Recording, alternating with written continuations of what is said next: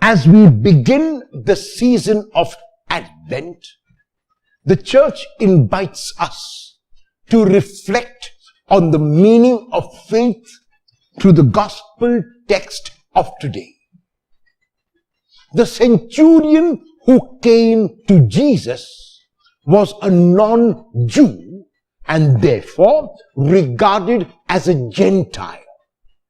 He comes to Jesus with a request not for himself, but for his servant, which already indicates his selflessness. It is likely that he could have got another servant. Being a centurion, he would have had many servants.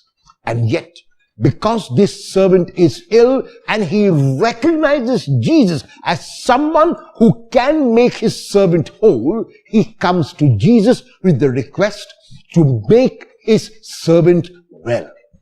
Even as Jesus is about to go, the centurion stops him because he does not consider himself worthy to have this Lord, this King, this God under his roof.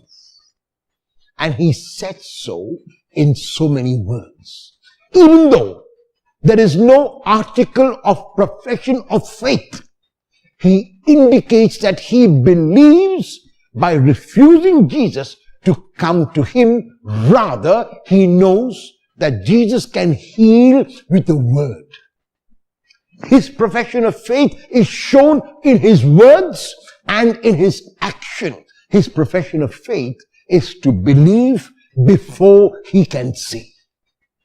Jesus is amazed that this non-Jew, that this Gentile can express such faith when those who ought to express it could not.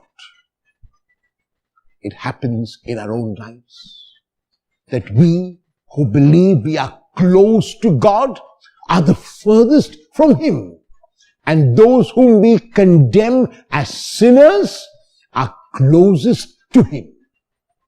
In the eyes of many others around, this centurion would have been far from God because he was a Gentile and regarded as an unbeliever.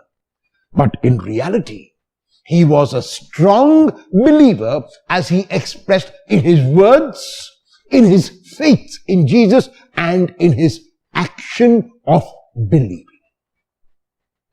Will you believe before you can see, or do you want to see to believe?